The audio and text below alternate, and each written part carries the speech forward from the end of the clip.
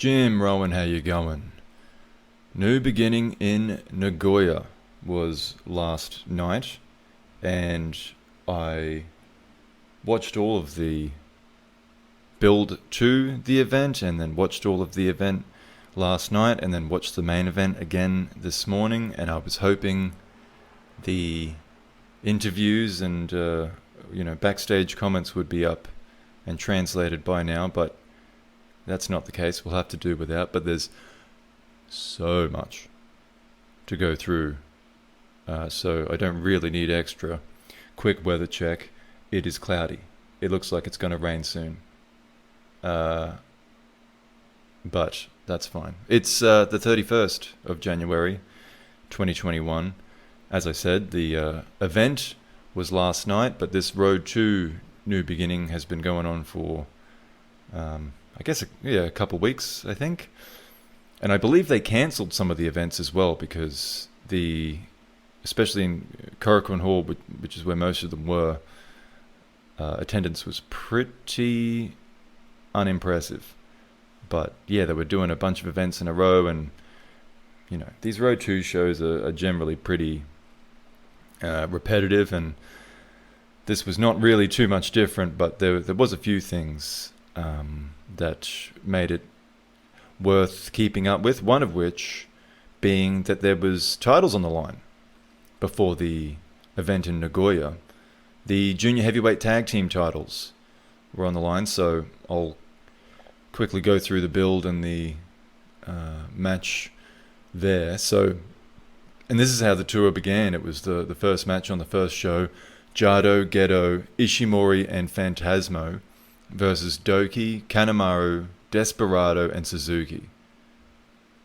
So all I could think right off the bat is what a dumpster fire this is bound to be. And I mean, I'm surprised the referee bothered showing up for this, but it was very much a taste of what was to come. ELP stomping on Kanemaru's knee and his upper thigh with that loaded boot, and kicks Despy in the midsection. Kanemaru tries to attack the boot itself, but is kicked away. But then it's Doki that ends up catching the decisive kick. It was a good-looking finish. He jumped from the apron over the ropes into the ring and just copped a kick straight in the chin as he entered the ring. So that was the finish in the first match. And backstage, Kanemaru and Desperado were just...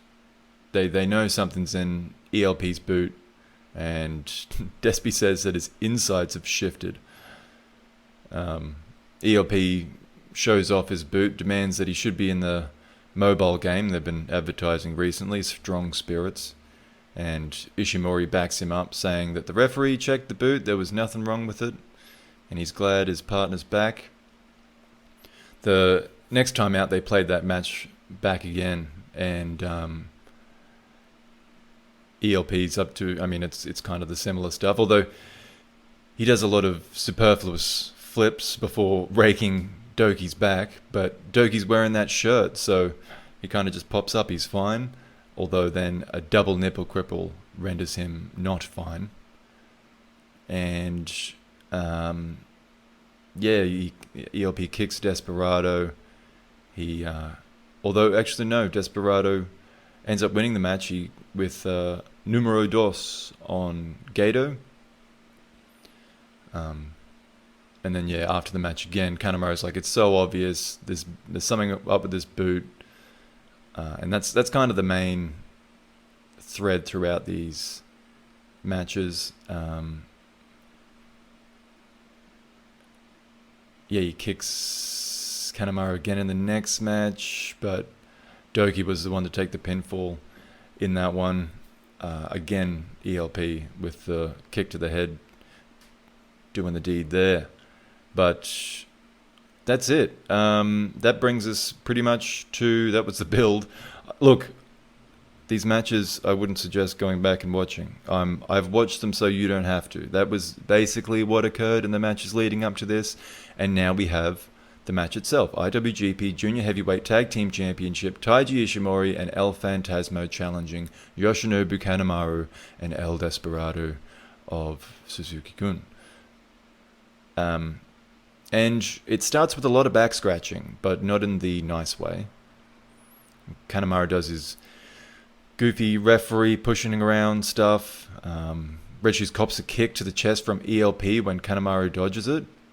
So he's not getting up, he gets carried out.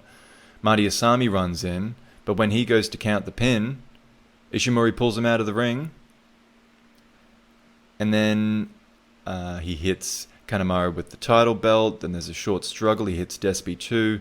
Kanemaru uses the whiskey bottle, but a low blow and a bottle shot from ELP drops him. Kanemaru catches a kick of ELP, throws it into Asami, who goes down. And then he kicks ELP low. But they need another referee. So a third referee comes out. Kenta Sato, he tries to clear the ring. Kanemaru outsmarts ELP, hits a moonsault for a near fall, and a brainbuster goes close as well. ELP's kick connects with Kanemaru's chin. Oh, he's calling it the sudden death now as well. So that's his finish. The thrust kick, or the super kick, it's called sudden death. And that ends a title reign of over 300 days. ELP wins it. He and Ishimori are the new junior heavyweight tag team champions after a just absolute cluster of a match. 3 referees, 2 referee bumps, and just all sorts of weapons, like just chaos. And Phantasmo says after the match that he goes on a list, or on the list of the all-time great strikers. So he says Misawa. I'm sorry. There is a plane going overhead, and you are not positively contributing to this podcast. Okay, I think it's gone. And don't come back. Misawa, Kawada, Kenta, and Shibata. Which is a pretty good list of strikers. They are all very strong strikers. And Phantasmo is 5th on that list, according to himself. Then backstage, Despy says that they can play those tricks too, and even teases a shot at the heavyweight tag champions. Also Bullet Club members, of course, the Gorillas. Or Guerrillas. ELP he takes off his right boot in front of the cameras.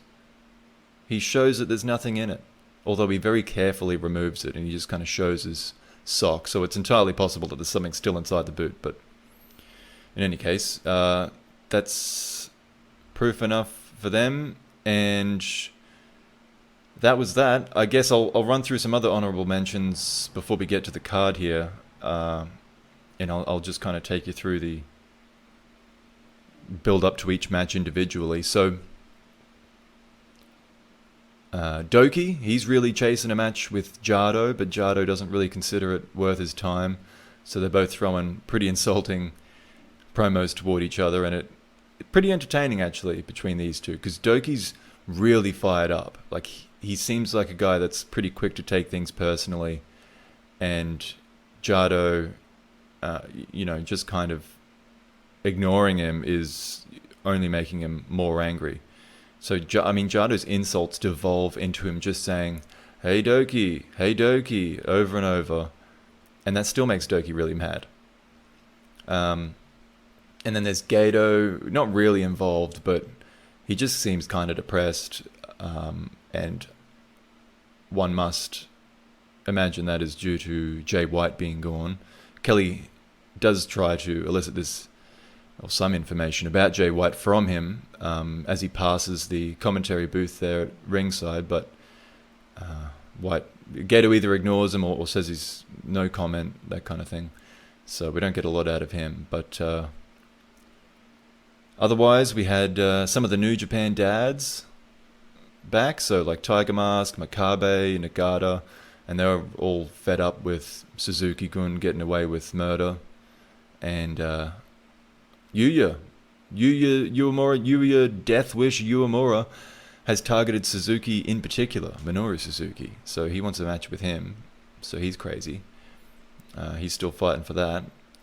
And Tsuji challenged Okan at the beginning of the tour, but then switched his target to Naito. And I suppose on the topic of young lions, it's notable too that Gabe Kidd is not on this tour at all, so he's probably gone home for a break. But let's get to it. New Japan, new beginning in Nagoya, Aichi Prefectural Gymnasium, otherwise known as Dolphins Arena, which is much easier for me to say. What's up, you fat marks? That's how ELP starts his... that's how he says hello on commentary. He joins Kevin Kelly, and Kelly lets us know, just as an aside, Chase Owens won the Texas Heavyweight Championship. So he's been busy, apparently in Texas, winning what Kelly described as one of the oldest titles in the business. Or maybe, I think that's what he said. So there you go. Chase is a champion. But our first match on the New Beginning in Nagoya card was Toru Yano and Kazuchika Okada versus Yujiro Takahashi and Evil. So in the build to this one, Okada teamed up with... he rotated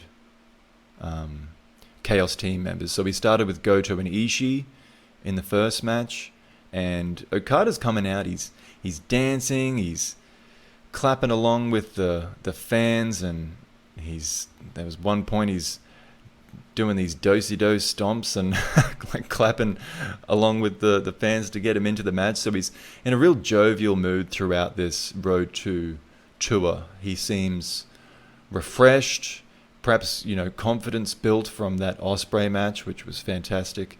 And he's, I guess, maybe the old Okada, but just, oh my God, now there's a helicopter? Are you kidding? Jesus. I'm trying to be professional here, people. You are ruining this with your loud aerial machines. Okay, I'm gonna try and ignore it. Let's press on. So, he's refreshed. He's confident, and he appears to take Evil somewhat lightly. Although that is an Okada mind game. I've seen that before from Okada, where he kind of pretends to be, I don't know if he's pretending or if he's just super relaxed in big matches. Of course, these matches aren't big matches, but one of the trends of these matches is that Okada just wants to fight Evil. He wants to start every match, and he wants Evil to be opposite him, but Evil always kind of ducks out and walks off, lets the other guys jump in, and then he sneak attacks when he has the opportunity. So in the first match, Togo goes down to the GTR, and afterwards Okada says he wants Evil one-on-one, but he feels like Evil doesn't, and he suggests Evil's better off without Togo. In the next match, in this one, Evil, all of them attack rather than Evil sneak attacking them. They just all attack Okada at once, and then it ends up being Okada winning with the money clip on Togo. Notwithstanding that result, however, Evil says Okada is scared of Togo, and I'm guessing he gets that from all the promos recently where Okada has been mentioning Togo, but he just beat him, so whatever. And Okada reflects on his New Japan Cup loss again, talks a bit more trash about Evil, and then Okada again, I didn't mention, so in that last match it was Yoshi and Ishii, and then in the next match it's Yoshi and Goto, but Yoshi goes down to an STO after all the Bullet Club antics, of course, and Okada asks if Evil's satisfied with how he conducts himself. He says when he had a manager, Gato, of course, that Okada never let him interfere in matches, but Evil clearly disagrees with that. When he gets backstage, he calls himself Real Justice. And then it's Yoshi and Ishii on Okada's side. Sorry if I didn't make it clear. Evil's always with Togo and Yujiro. That's his team throughout this whole Road to tour. Evil, Togo, Yujiro, and Okada's just rotating Chaos team members. But in the next one, Yujiro goes down to a money clip. Evil says Okada's words are going to come back to haunt him.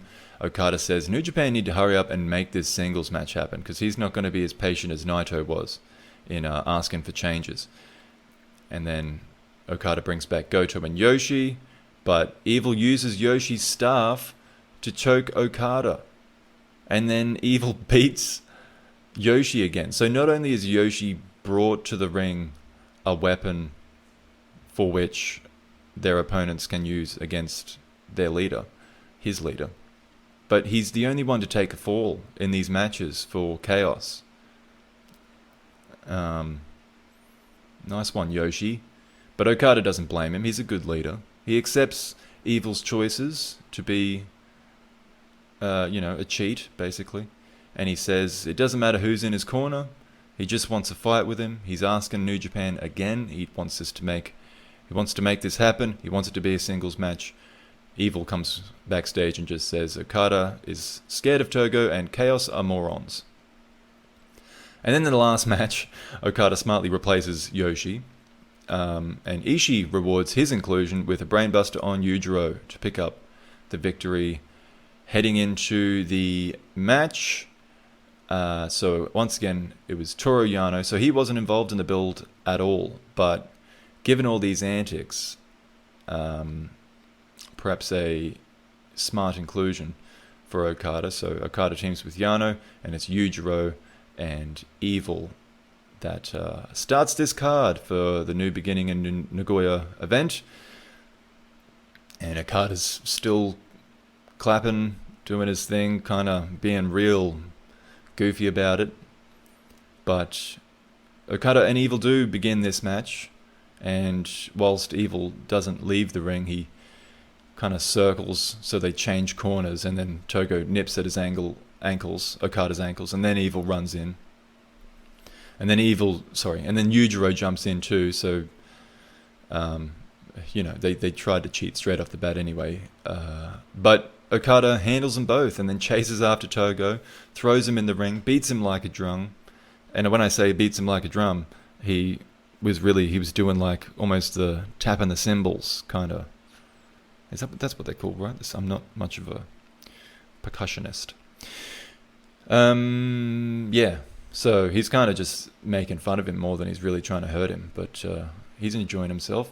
And Evil grabs the ref, Togo grabs Okada, Yujiro takes out Yano, and Evil throws Okada into the barricade, and then the three of them do that hand-holding outside the ring.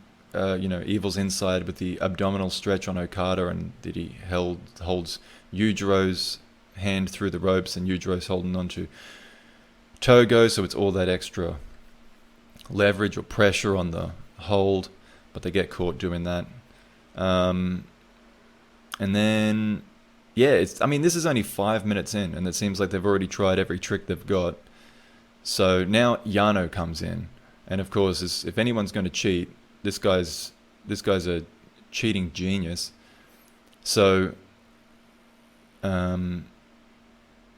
he goes up against Yujiro, but Huge, he shows that he can go up against Yano with some success. He grabs the pimp cane, and he connects with Yano. He hits Yano with that, but then Okada breaks up the cover. Then Yano takes the pimp cane, but Togo grabs it.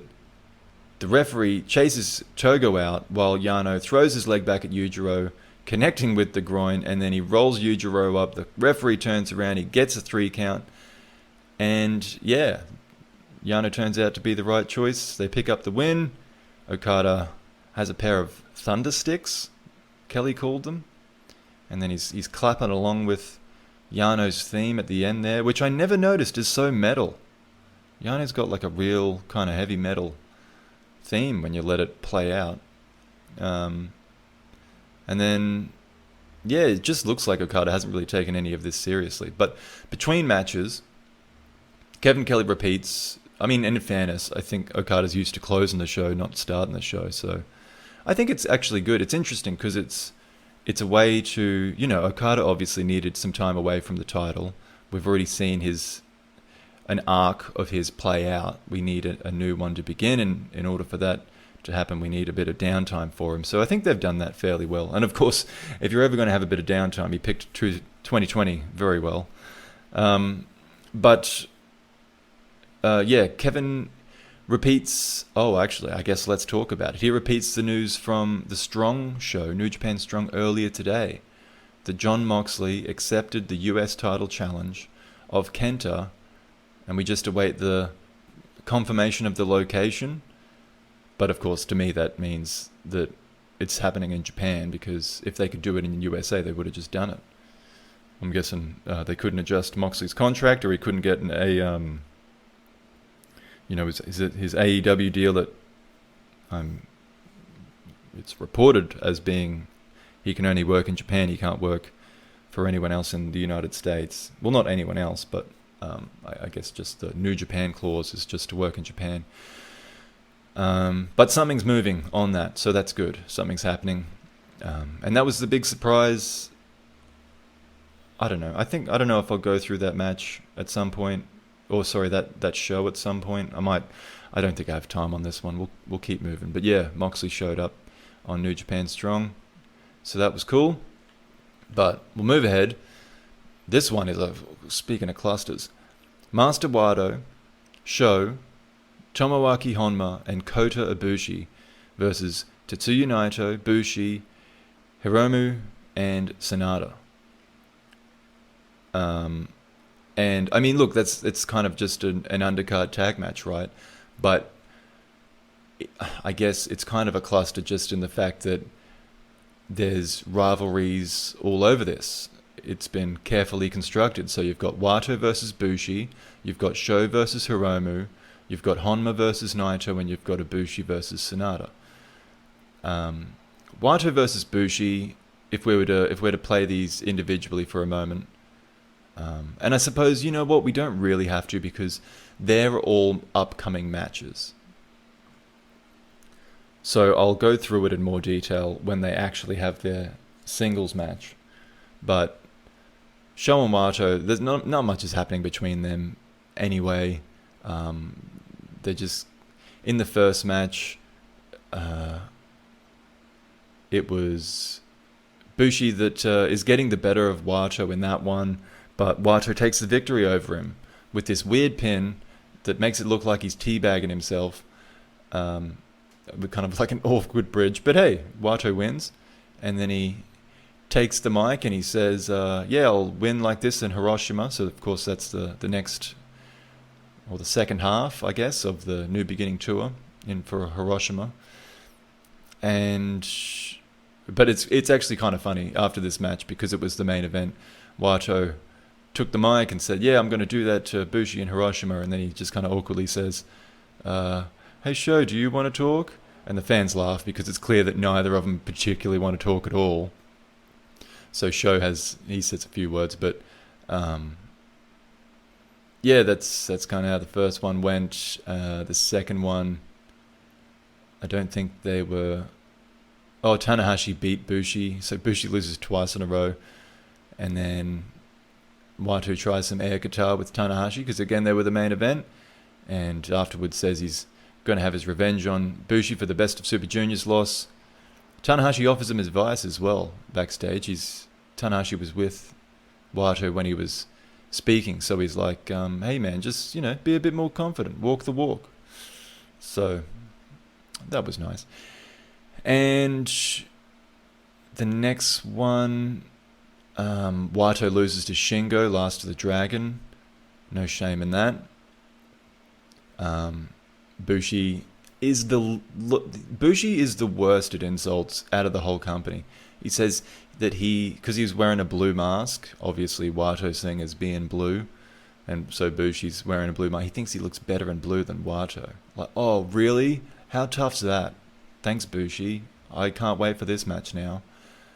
And then in the final match for them, it was Bushi did contribute to a win over Wato and Honma with an MX on, or kind of, I don't think it's called an MX. I think the MX is only off the turnbuckle, but like a standing, I guess, code breaker is what you would call it. And then Naito beats Honma. But speaking of those two, that's the other little feud going on. Well, another one of these feuds, if I can rush through them here, hopefully. So Naito versus Honma has been this whole no occupado for Naito. That is, like Bushi said at the end of New Year Dash, when he called out Wato, that he and Naito don't really have anything going on. So that was Bushi's decision to call out Wato and start that feud. And Naito's just like, well, I got nothing going on, so someone come to me. And Honma stepped up to the challenge. So, well, yeah, he stepped up to it. He doesn't necessarily see a whole lot of success, but he's very determined. And after each match, he says he's going to find a way to beat Naito. And Naito just kind of like, calls all of this on, and he starts this little competition between Honma, Tsuji. Tsuji starts calling out Naito when he realizes that because like I said earlier, he switched from Khan to Naito, and I think Khan is another one that Naito was talking about. I don't know when Khan called him out. He probably just took a shot at some point, but Naito's just having fun. And actually, in the second match here, Kelly forgot to say, he realizes, I forgot to say, hey, it's Honma. And it's kind of like maybe that jinxes Honma every time, because all his Kakeshi's land in this match, and then, but he ends up losing, actually, to the Skull End. And then there's this, Naito hides, Hiromu's in this match, Naito hides his trophy under the ring like a bully. So Hiromu throws his hat away, and then he runs away. So that's like another little side story on this tour, that this kind of big brother, little brother relationship between Naito and Hiromu that's kind of funny. But I don't want to really talk too much on any of this. It's just kind of, Honma loses the next match to a Destino, and he calls himself a weed in Naito's garden that won't go away. And then finally, this elimination match happens. This was on the card on the card of the Junior Heavyweight Tag Team title. Honma wins. Honma eliminates Naito over the top rope to win the match. And this was a match it was Bushi, Hiromu, Shingo, Naito, and Sanada versus Tanahashi, Sho, Wato, and Ibushi. So there's some star power in this match. And Honma comes out with the win, so that was pretty cool. We had a couple more matches here between them, but I think I guess the only other thing I'll mention is in the last match, before we get to this, the match at the event, the last match between Naito and Honma was a win where Naito pinned Honma for like a 50 count. He had him rolled up in a really strong pin, and he just wouldn't let go. And Tsuji's like trying to break it up, and he can't. Naito just sits on him. It's a really long pin, and Honma's really frustrated and angry about it. And then Naito calls out on Tsuji. He says, Tsuji held the ropes open for me tonight when I got in the ring. Like, he needs to be his own man. He remembers Jay White when he was a young lion. He's like, Jay White never did any of that. He was his own man. Tsuji needs to, grow a pair. It's kind of what he says. Anyway, so that's their little clash. Then we've got Sho and Hiromu. And these two have probably had, of these matches that are just kind of building up, this has been really fun to watch, Sho and Hiromu. So the trend of this one has been just that Sho is stronger than Hiromu, and Hiromu's trying to figure out how he can deal with that. And the first few times he just deals with it head on, and they just have these like forearm clashes fighting spirit style, and Sho just, really beats him up. But I mean, and there's some funny promos as usual. I'll just kind of skip through it here, see if there's anything that stands out. Oh, there's this. Sho really enjoys having matches with Ibushi, his crush. Maybe you should have a move called the Kota Crush. Maybe a horizontal bear hug. Probably love to do that. Chew Kota. But he does say Sho that he wants to win the Junior Heavyweight Championship and face Ibushi at the anniversary show when they do the Junior versus Heavyweight match. So, well, that's his chance. He'll do the Kota Crush. And yeah, Naito says something about Hiromu taking the title match lightly, and Hiromu's really upset that he would say that. He's just having fun. And that's something he keeps saying. He says, Sho is so much fun to fight. Hiromu says that a lot. What else did we have? Yeah, and then just that little brother stuff is pretty cool. But, there was, like on the last match of the tour, before the event, Hiromu's trying to pose with all his trophy, and Naito keeps blocking the camera. It's just silly stuff like that. That's just kind of fun to watch. And then Sho was told by Hiromu to calm down. I guess that was the promo before. And Sho says, I can't calm down. I am 100% high voltage in every match. So there you go. And Hiromu just thinks Sho's getting stronger and stronger. He wants to know what Sho's dreams are like. And then he wants a conversation, which is something Ibushi was talking about. He says, well, maybe we should all have an interview together. So speaking of Ibushi, let's just get into them and then finally get into this match. I'm just, I watched all these bloody events. I want to give you a glimpse into what happened. Hopefully you appreciate the fact that I took the time to go through all of this. You know what? Actually, I'm not really going to go into it too much. I think Ibushi and Sanada are kind of reserving themselves because I'm not super impressed, or it just wasn't a lot. They didn't do a lot on this tour in the ring. And I mean, in the second match, Sanada goes at the eyes of Honma, and it did make me think that, I mean, I hate the cheating stuff, but little things like that, I think it would actually make Sanada more interesting, because he's obviously very... Are you serious? Is this like fly your plane day? What's going on?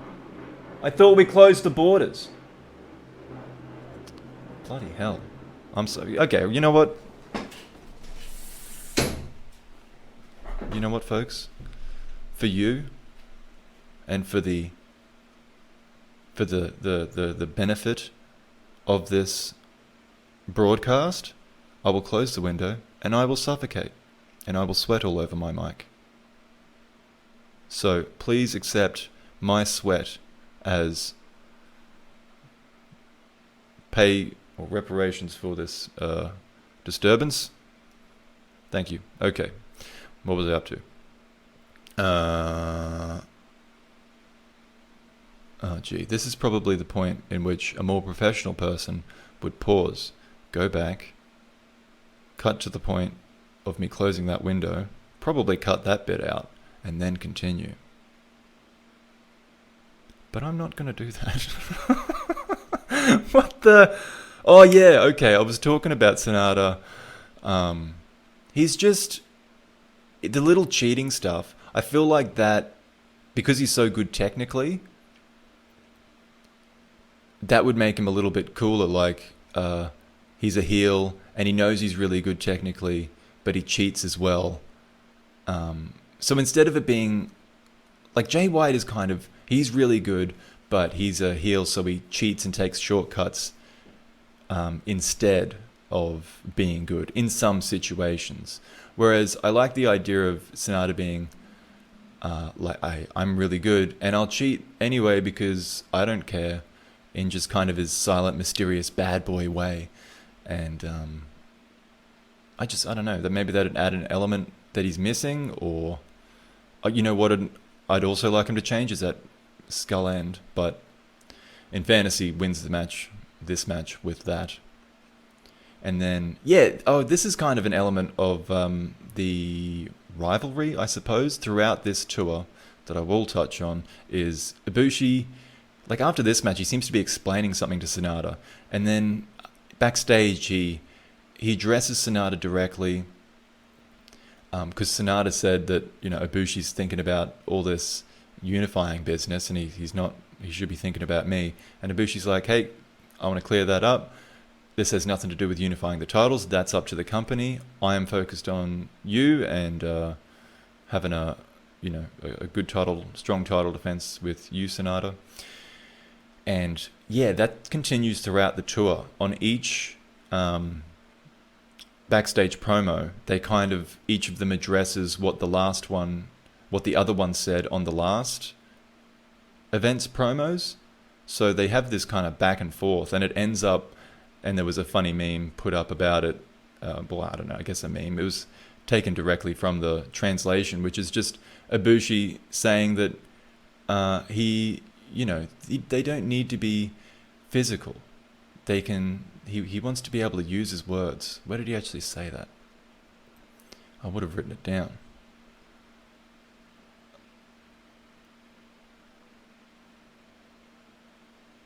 Nah, I don't know where it is. Anyway, and then in this elimination match that was on the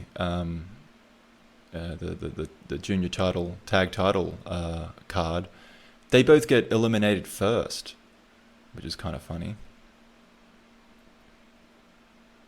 But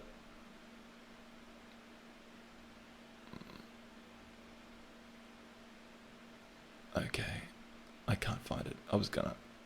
No, I can't find it. That's fine. You know what? We've spent enough time on this. The match, Master Wato, Sho, Honma, Ibushi versus Naito, Bushi, Hiromu, and Sonata. And you know what's funny about me going through all of that build-up to this match is that this match was nothing. I mean, this match was just a match to take up a bit of time. Naito comes out wearing this ghoulish hog or bull mask. It's got one horn, so that's new. Wato asserts himself. He wants to start, so Bushi gets the nod on the other side. And they're pretty rusty. There's a few moments in just like the 30 seconds they're in the ring that they're out of sync. Then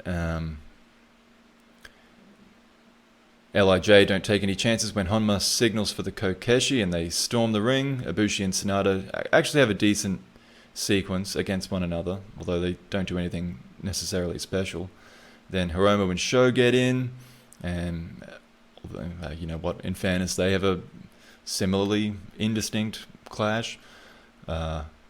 And then from there, there's kind of that spot that always happens in these matches where the wrestlers alternate from each side, hitting a move on whoever was in there last, and then knocking that one down, and the next one enters, and then Sho and Bushi find themselves in a cleared ring, and after a last ride powerbomb, lung blower, Sho moves on to the shock arrow to finish Bushi. And then he stares down the champion Hiromu, while Ibushi and Sonata converse, as they've done all tour.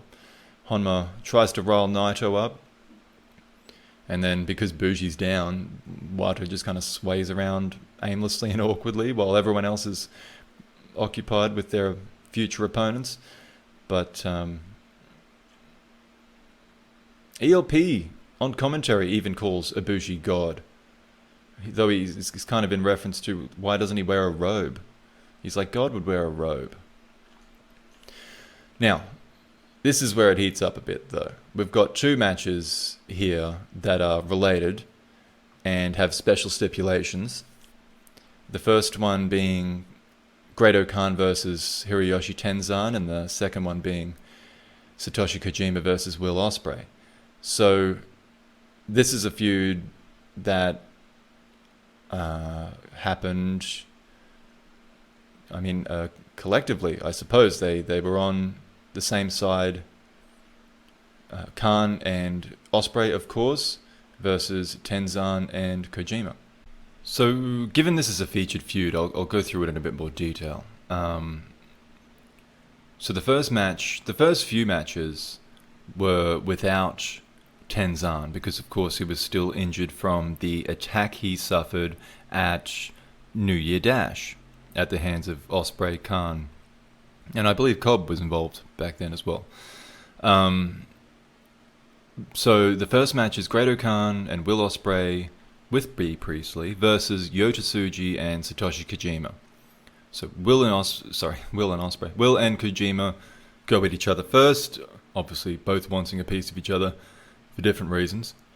Ospreay wants to finish the job and prove a point, while Kojima wants revenge for his friend. Khan and Tsuji get in there and the youngster gets tossed around.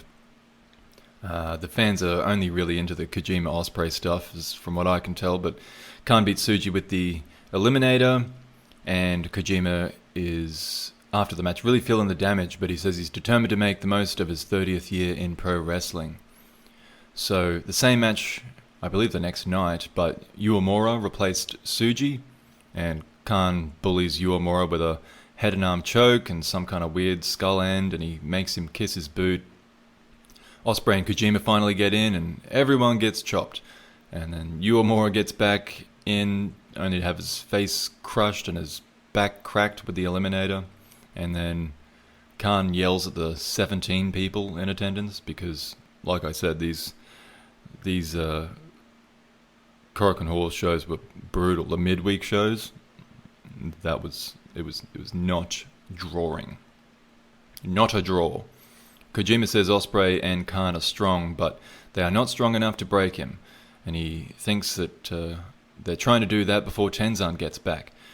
Ospreay says he is the best wrestler in the world in an aimless promo. Khan wonders how Tenzan is doing, but not really, I'm sure. And then he thinks Naito should have faced them instead. Well, there you go. That's where he called out Naito, but I don't know. Again, it doesn't make a lot of sense to me. I guess instead of Uemura? Whatever. So the next match, Yota Tsuji subs back in, and he gets treated similar to how Uemura did in the last match by Khan. Kojima only has a short run in the middle of the match, where he matches Ospreay, before Tsuji gets back in, loses to an Oz cutter. Koji's unhappy that the losses are stacking up against him, but he believes he will have his retribution. B complains that she isn't on the front cover of some magazine. I don't know why she's talking. And Ospreay thinks Kojima's done. Khan has a rather graphic message. He says, "Wipe your necks before we behead you." Goodness. You know what? That sounded rude. I think I'd prefer Priestley to talk over Ospreay. That's how poor a promo Ospreay is. The next match, though, Tenzan returns. Woohoo!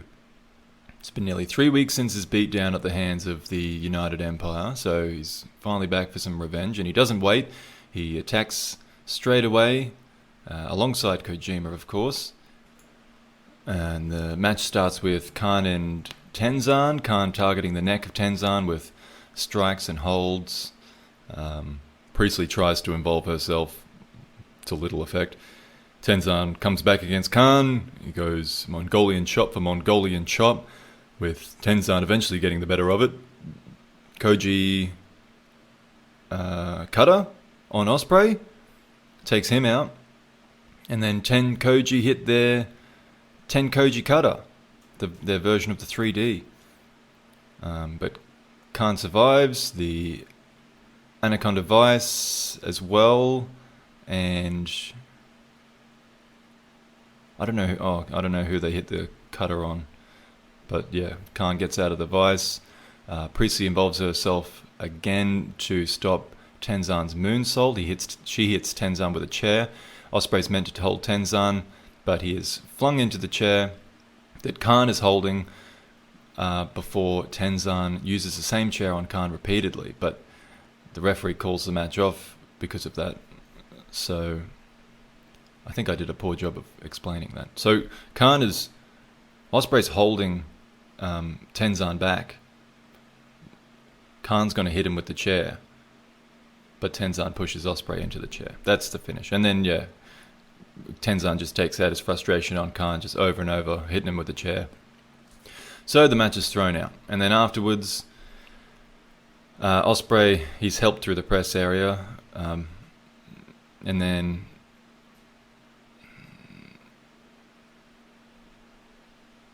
okay. Sorry, this is a mess.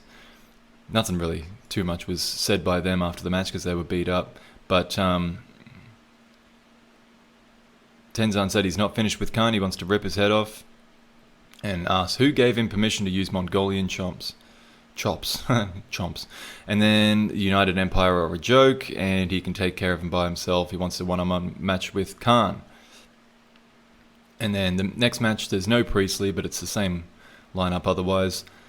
Both Empire men storm to the ring on a mission after what happened in the last one. So Khan throws the referee out before the challengers even enter. And then Khan and Ospreay attack before Tenkozy make it to the ring. And then Tenzan comes back with chops. Ospreay hits him in the back with a chair and punches him in the head repeatedly. Khan and Ospreay throw more chairs in, one of which hits Tenzan in the head as he lays in the ring. Khan sets up a pile of chairs. The bell is rung to finally end the match. It's been thrown out again. Kojima makes the save before Khan can slam Tenzan onto the pile, and he hits Khan with a chair.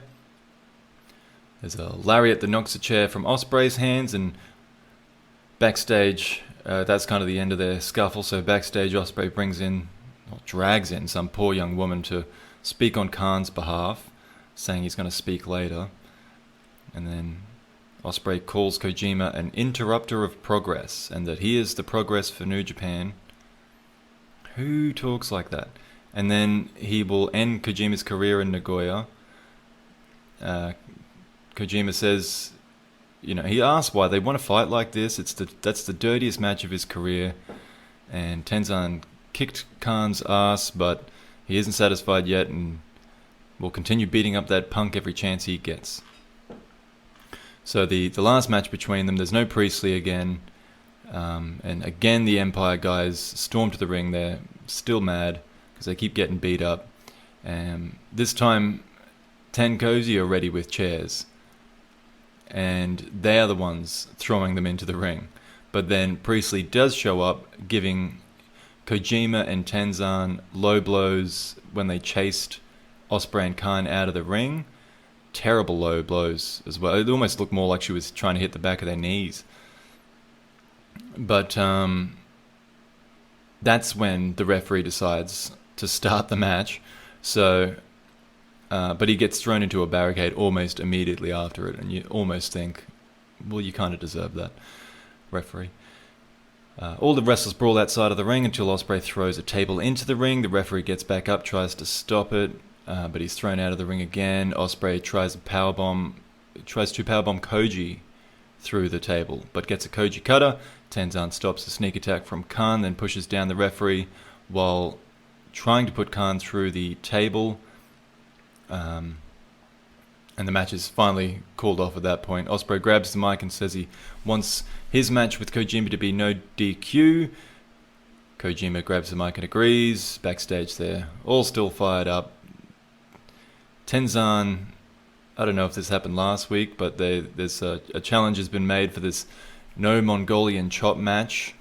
That's what it's appeared. I don't know if they changed it or if that's what it was from the beginning and it was mistranslated or whatnot, but that's not what it wasn't a no Mongolian chop match. It was a loser leaves Mongolian chop match, as in if you do not win the match, then you cannot use Mongolian chops anymore. But just before we get to that, there's a few other comments that are worth noting. Tenzan says Khan will be drowned in a sea of blood. Ospreay says he will rip Kojima's head off and shove it up his ass. Khan understands that the company wants a happy farewell for Tenzan, and he will appease their final wishes. So, oddly, it seemed like Khan was, because Khan's usually the one saying the crazy stuff, but that seemed really like off for him, and you know, everyone else is doing it, but he's not. But then suddenly he ends that promo by saying by threatening to take Tenzan's life. So he saved it at the end. Anyway, that's where we start here. So there's what I'm dubbing the loser leaves Mongolian chop match. Hiroyoshi Tenzan versus Great Khan. Khan has the golden robe and the drunken walk as he comes to the ring, but he doesn't let Tenzan come to the ring. He runs up the ramp to meet him there, only for Tenzan to knock him down and start the match with the advantage. Kelly makes it clear that the match is just to decide who can use the Mongolian chop moving forward because, like I said, the rules weren't very clear prior to this. Khan attacks the neck with several holds in a row, but Tenzan comes back with Mongolian chops. So there you go. Of course you're allowed to use them. Tenzan goes on a roll. He tries the TTD, and Khan counters with a facebuster. Khan goes for the eliminator, but Tenzan fights him off with a Mongolian chop. And then they trade the Mongolian chops back and forth, with Khan eventually taking the advantage, but he took too long to capitalize, and an Anaconda Vice is locked in. Khan manages to escape that. He manages to avoid a moonsault as well. They counter each other's moves until a kick from Khan lands, and then several Mongolian chops. Khan tries the TTD as well, and it's a pretty bad one, but it lands, so it forces a kick out from Tenzan, who then rises really quickly, but it was too hasty because he runs straight into the eliminator, which Kelly, and I suppose Khan, is calling the Dominator. So I swear that we're calling it the Eliminator, but that's what I've been calling it. Anyway, so then Khan sits on Tenzan's chest. He's kind of aggressively rubbing in the victory. And the Mongolian chop is now the property of Khan. Although there isn't really anything to stop people from just taking up the move if they wanted. I mean, apart from Tenzan, I don't know what kind of contract he signed before this match, but he's clearly upset by the loss. And even ELP on commentary feels sorry for him. So there's that one. The other match, of course, is featured match here as part of this rivalry, which was really good. If I didn't mention, it was a reason to watch the build-up, the Road 2 shows, was these matches between these guys, because they, you know, I don't love all the weapons and stuff, but they really made it look like a heated rivalry. They turned it into, you know, with a couple of guys like Tenzan and Kojima, especially Tenzan, who's really, I mean, he's at the end here of his career, but it's just notable. I'm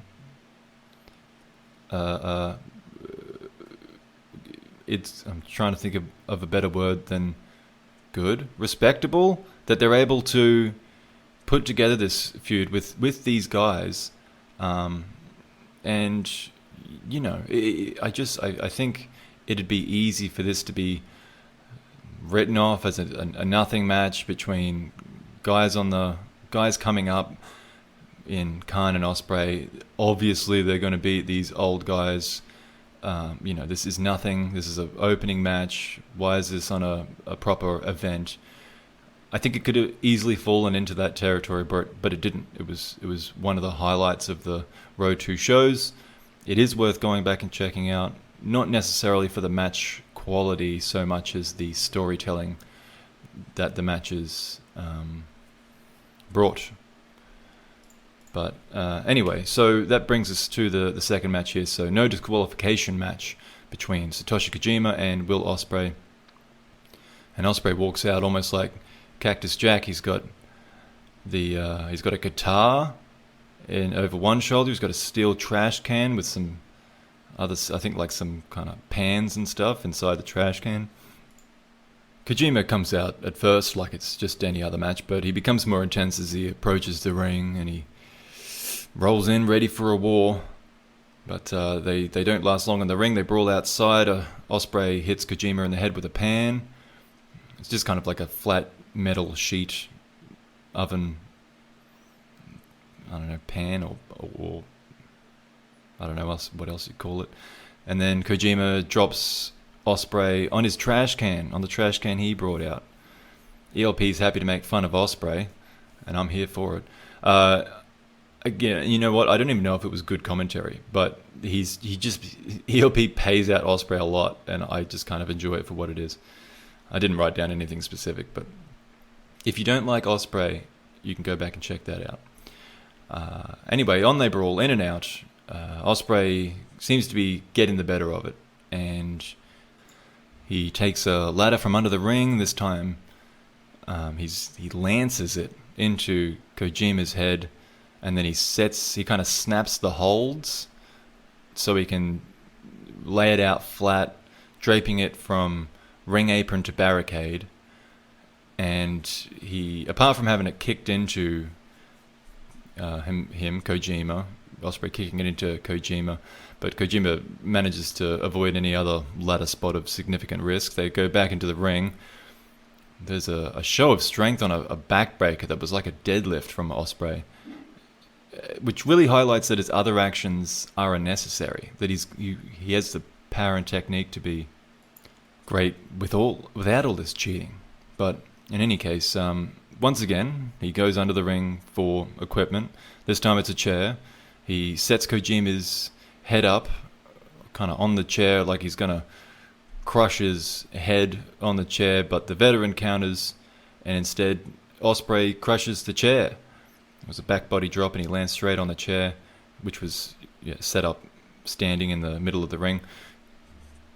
Then Kojima transitions into his more orthodox comeback sequence with the machine gun chops, the flying forearm in the corner, but then the elbow drop that comes next this time includes a chair to land on. So Kojima lands it perfectly, his elbow's hurt, but it appeared to damage Ospreay more. And then there's one of his, what does he call it? I don't know. I don't care what he calls it. Like flip kick that Ospreay does, and that halts Kojima's momentum. And Ospreay goes straight out to get a table. Kojima brings the match back to the ring, but a huge springboard flying forearm takes the match back in Will's favor, because he seems to be able to do that almost at will. I make fun, but that's an important point in that Ospreay is not really trying to win the match. Like, he's kind of clearly at least a step above Kojima, and Kojima's fighting hard, but every time Kojima kind of strings some moves together, Ospreay just kind of takes it up to that gear Kojima doesn't have anymore, and then continues his pursuit of this, crazy weapon violence-ness. And this time, Ospreay gets out and he gets his guitar that he brought with him during the entrance. But Kojima dodges it and he nails a DDT, and now Kojima is the guitarist. And like Jeff Jarrett, he splinters the instrument around Ospreay's skull. Now it's Kojima furniture shopping. He goes down, he comes out with the table, slides it into the ring. He props it up in the corner and attempts to send Ospreay through it, but Ospreay desperately removes that danger, finds himself on the receiving end of a cutter. Anyway, though, in the next sequence, Ospreay again shows his power. He lifts Koji out of nowhere, spins him around and hurls him through the corner table, and then brings in some more chairs. He smacks Kojima across the spine with one and sets up the other four like a casket. Though he just seems a little lost as to how he should put Kojima in that chair casket, and his decision-making in the moment is poor. He was going to try and jump off the ropes or something, but Kojima doesn't wait. He lariats off Ospreay off the turnbuckle, through the ladder that he earlier lay across the barricade and the ring apron. So Ospreay goes flying off the turnbuckle to the outside through the ladder. And if the referee started the count out straight away, then Ospreay probably wouldn't have made it. But he takes a long time. And I know it's a no disqualification match, but I guess you would consider that a technicality. That it's, a count out isn't really a disqualification. I think that might have confused some people that are used to hardcore matches not having those rules. But, in fairness, it's certainly not in the spirit of the fight being fought. And Kojima doesn't wait regardless. He goes down and he drives Ospreay down into the chairs in the ring with a brainbuster. Ospreay survives that, but a lariat's coming up next. Ospreay kicks the arm away at first, but an Ozcutter attempt is battered down with the same arm, and then another lariat is attempted. He's trying to line up the perfect Kojima lariat, but Ospreay throws a chair up at Kojima, then pounds his elbow through it, right into Kojima's face. So Kojima's groggy, he kind of drags himself up to his knees when another elbow strike, the hidden blade, connects to the back of his head, and then as if it was necessary, Ojima lifts Kojima up into the Stormbreaker and finishes him in dominant fashion. So, look, I don't particularly love Ospreay, though I say that as a willing mark. I do respect him. I guess I'm saying that to justify my feeling of objectivity on my opinion of this match, that it was a really good match for what it was, as a mid-card match, to build a main eventer. Kojima was there for a good match. He made himself a believable opponent, but Ospreay still just managed to demonstrate an overwhelming power that is acceptable as a real top guy. So that was that. And that brings us to our main event. The build to this match was another highlight of the Road to shows. In the first match, not that... look, it was good in the ring. They were good in the ring. It was a fun dynamic. And it was helped by the promos. After the first match, Tanahashi says Takagi's been making a lot of progress lately. Shingo says Tanahashi has upset him with his talks of a comeback with the Never title, because he sees it as Tanahashi just using it as a stepping stone. In the next match, they were a bit more involved. Tanahashi sling blade and then high fly flow to win the match over Bushi. And then he's doing his air guitar routine with Wato, who does his best.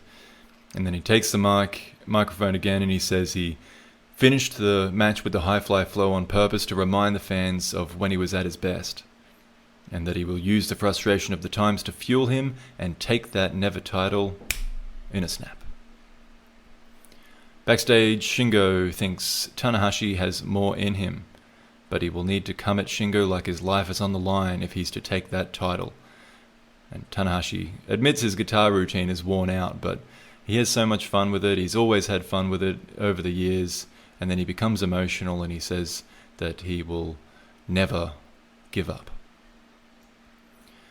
Next night, Shingo escapes the dragon screw in a way that I can't recall seeing before. He basically just plants his foot as Tanahashi rotates and doesn't allow his knee to twist. So he just stops it in its tracks. But Bushi doesn't know how to do that, so he gets one. But that is a distraction for Shingo to hit a pumping bomber on Tanahashi. But then it's Wato that Shingo ends up beating with Last of the Dragon. And Shingo tells the losers to hurry up and leave, but then he tells Tanahashi to wait. He says he doesn't like Tanahashi because Tanahashi doesn't respect his title. He says Tanahashi's efforts have been half-assed.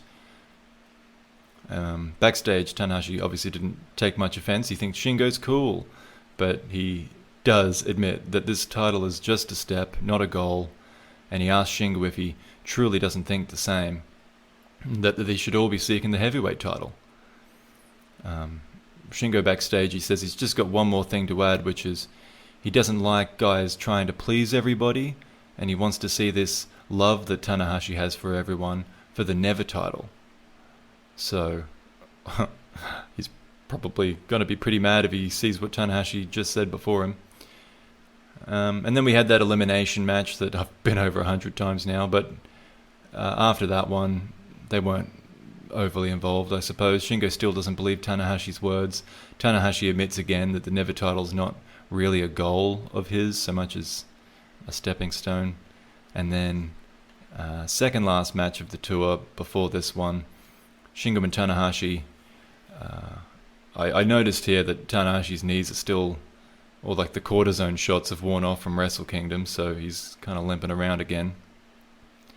But Tanahashi beats Bushi in that match with the cloverleaf and takes the mic and says, I don't know, normal stuff about looking forward to the title match, that Takagi has the will of a champion, but his will is stronger, and next week he's going to show him what a champion looks like, and does the air guitar routine, and that match had Ibushi in it, so Ibushi's in with Wato as well now.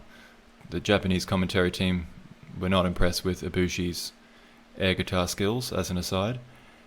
But then backstage, Shingo thinks it should be no ace rather than go ace, and that his prior accomplishments don't matter when they step into that ring.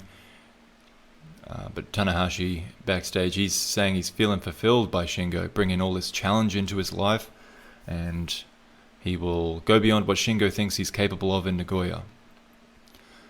So the final match before they are to meet for the Never Openweight Championship, it was Hiromu, Shingo, and Sonata versus Sho, Tanahashi, and Ibushi, and this is another one of the highlights from the tour, I would say, just because it was something a little bit different, and it was a good match. I'll stick with the stuff from Shingo and Takagi, though. Sorry, Shingo, Takagi, and Tanahashi.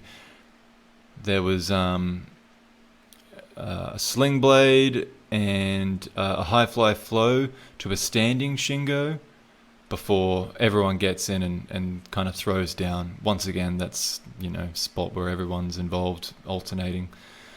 But this one, it goes to 30 minutes. There's 30 seconds left. It's Tanahashi and Shingo. They both knock each other down. Shingo tries to pin Tanahashi, and Tanahashi kicks out.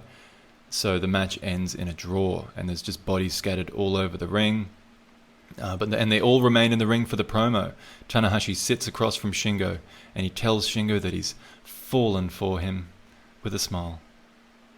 And somehow Shingo doesn't melt. Tanahashi says that he will make that title belt his. He throws the mic to Shingo, and Shingo says he doesn't have the same feelings, and Tanahashi's kind of upset by that.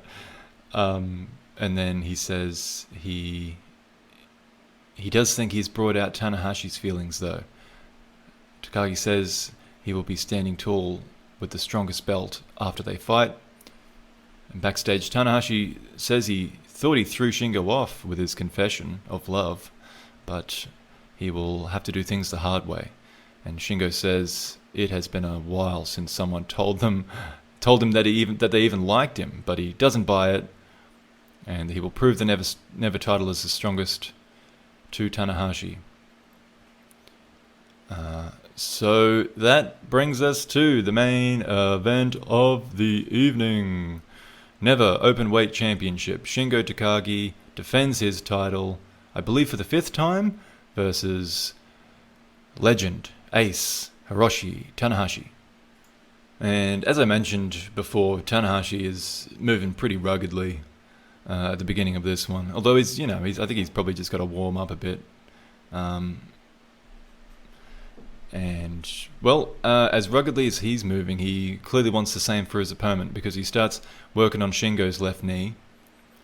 At one stage, Shingo tries a knee to the breadbasket, and Tanahashi catches it for a dragon screw. But like I mentioned in one of the build-up matches, Shingo just plants his foot and stops the momentum, which allows him to counter. But Tanahashi's not discouraged. He continues the knee attacks. He later does complete a dragon screw. Then, as he needs to capitalize, he puts it all on the line with a high fly flow from the top turnbuckle to a standing Shingo on the outside that lands perfectly. There's a close-up of Tanahashi's face, and it doesn't show his usual smile. It shows the scars and wrinkles of a veteran in this sport who has maintained the gritty determination behind his success. And Shingo, resolute in his own right, decides to fight fire with fire, chop blocks Tanahashi's knee. Now with his movement compromised, Tanahashi is knocked down, then picked back up into a powerbomb, smashed down, stacked up, forcing a kick out. That's transitioned into a single leg crab, which Shingo twists in unorthodox ways through probably both a lack of submission knowledge and ability, and just because he's doing everything he can to come back and try and give some of Tanahashi his own medicine. Takagi fires himself up to the beat of the crowd's claps, but Tanahashi resists Made in Japan, countering into a couple more dragon screws. He's too slow to lock in the cloverleaf, however. Shingo grabs the ropes preemptively. The dragon screws are quickly adding up in any case. Tanahashi manages to lock on the Texas cloverleaf soon thereafter, and Shingo starts to fade. And there's actually, Kevin Kelly provides a really insightful explanation as to what's causing Shingo to lose consciousness, because sometimes it doesn't make sense. Sometimes you see someone in a submission hold and they start to lose consciousness and you're like, why? It's kind of everyone copying that passing out to the pain spot, Stone Cold at WrestleMania 13, I think. But it made sense here. Kevin's like, look at the shoulder, look at the way it's being pressed into his neck. That's the artery being held, and that's why he's losing consciousness here. So, still though, the referee, for whatever reason, doesn't decide that's worth stopping the match over. So Tanahashi drops the hold and goes up top. He lands a high fly flow to Shingo's back, and then after that successful landing, he goes back up, but Takagi moves before the second landing, and Tanahashi crash lands. Takagi then surges forward. He's got the energy to string together a few catch-up moves. There's a wheelbarrow German suplex into the corner. There was a dragon suplex that was a counter to Tanahashi's dragon suplex. Then a pumping bomber. Shingo isn't moving very well on his left knee though still, and that's something he's been selling really well throughout the match, but it meant that his lariat wielded less power. He does, however, get all of a Made in Japan. Unfortunately for Tanahashi, all of it came down right on top of his head. It was a gruesome move and a scary moment, but Tanahashi still kicked out. And I don't mean, sometimes, right on his head, but you can see that they bridged properly and it really just, they tucked their neck, they landed on their shoulders. This one, it really looked like he dropped Tanahashi on his head. It looked bad, so hopefully he's okay. But he continued the match. Takagi moves in to finish his challenger off, but the ace shows life. Twist and shout connects. They trade positions until Tanahashi reaches back to a classic move of his, the dragon suplex counter. When he goes for the dragon suplex, the opponent kind of powers out and drops their arms, so Tanahashi goes straight into the straightjacket German suplex, bridges it perfectly, but only for two. The sling blade connects, then Tanahashi goes back to the top turnbuckle. This time Shingo catches Tanahashi, throws him up onto his shoulders, unleashes a Death Valley driver.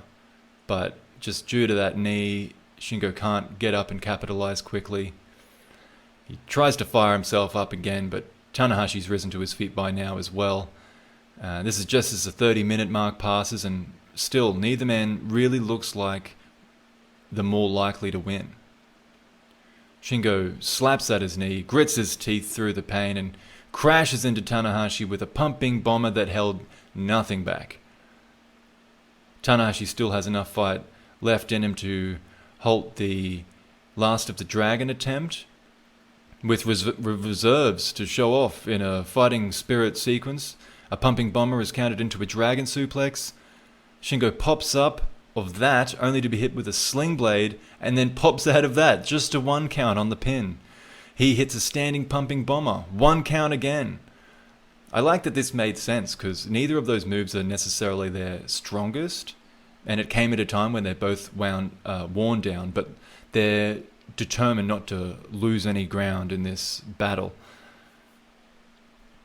The camera shows Tanahashi's face again, and now it's more of a I'm getting too old for this shit kind of face. But Takagi, they show a close-up of him as well, and he, on the other hand, looks almost possessed as he calls on his own reserves, what's left of the gas in his tank.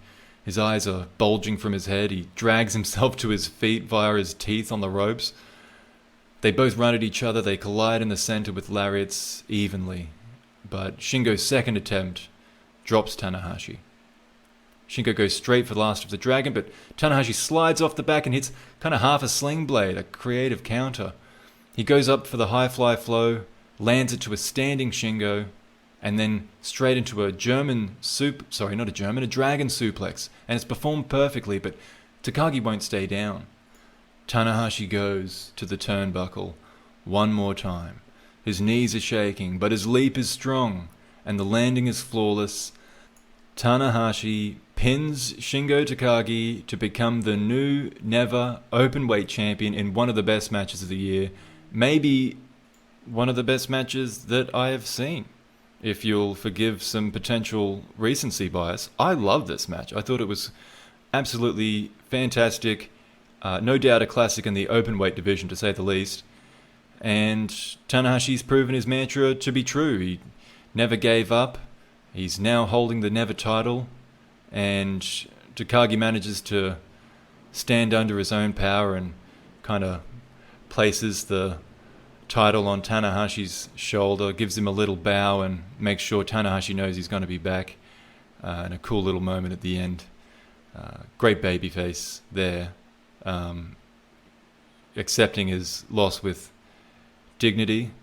And he leaves the ring to the new champion, who takes the microphone. He speaks with passion to the people of Nagoya. Unfortunately I didn't get the translation on any of this, or of course the backstage comments, because they weren't released yet. I waited as long as I could and checked right before starting this. But he does his guitar routine. Now he's got a Never guitar. He uses that as his guitar and gives the fans a few tunes. Then takes the mic back. He's going to sign off with an Aishimasu, but O-Khan ruins it. Great O-Khan runs in, attacks Tanahashi from behind, hits the Dominator. I guess it's the Dominator because Kelly calls it that again, so they've changed the name. Or I've had it wrong all along, I don't know. And then Khan picks up the mic. He addresses, I don't know exactly what he said again, but it sounded like he addressed his loss at the Tokyo Dome, and makes it pretty clear from his actions that he wants a rematch with Tanahashi, but this time, of course, for the openweight title. So there you have it. Angle at the end. I guess that'll be Tanahashi's first defense with the openweight title. But what a match. That was a great match. I watched it last night. Usually I watch the matches and I write as I go. But with that one, I knew it was going to be good. I turned off the lights. I turned off my second monitor. I put it full screen. No writing, just watching. And I'm glad I did. It was fantastic. And then I watched it again this morning and wrote about it. What a great match. And, looking forward to the next one between them. But that was a new beginning in Nagoya. And some of the lead up to it. The main stuff, I hope. Hopefully I didn't miss anything. Now, of course, we have to look forward to new beginning in Hiroshima. So that's what's coming up next. Thank you very much for listening. Should I do the whole like, comment, subscribe thing? If you want to do that, that'd be cool. I mean, the subscribing, whatever. If you don't want to hear these all the time, but if you want to comment, I like to hear what you've got to say. What your opinions are. If you think this match was as good as I did, if you thought I missed something in the build-up, that'd be interesting. If there's something you feel like I missed in the build-up, for sure, let me know. But that'd be great. Until next time, have a good one.